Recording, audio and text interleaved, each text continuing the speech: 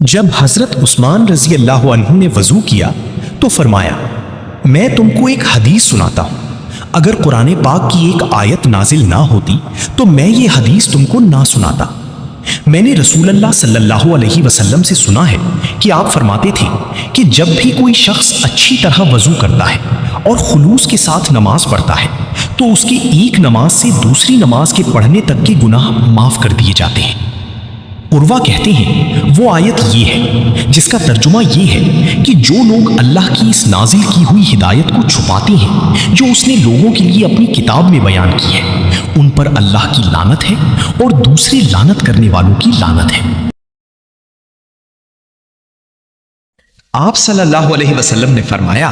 جو شخص وضو کرے اسے چاہیے کہ ناک صاف کرے، اور جو پتھر سے استنجا کرے اسے چاہیے کہ طاق عدد یعنی 1 یا 3 یا 5 ہی سے کرے۔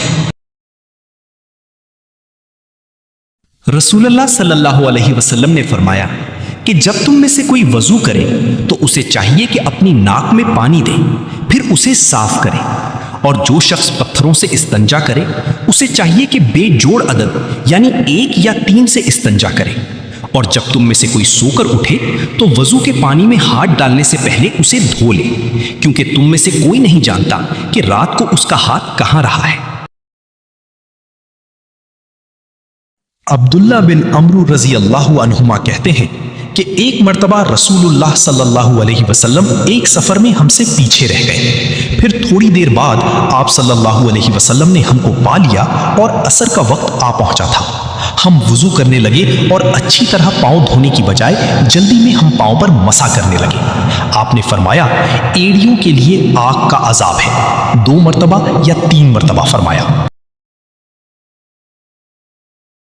حضرت عثمان رضی اللہ عنہ نے وضو کا پانی منگوایا اور اپنے دونوں ہاتھوں پر برتن سے پانی لے کر ڈالا، پھر دونوں ہاتھوں کو 3 دفعہ دھویا، پھر اپنا داہنا ہاتھ وضو کے پانی میں ڈالا، پھر کلی کی، پھر ناک میں پانی دیا، پھر ناک صاف کی،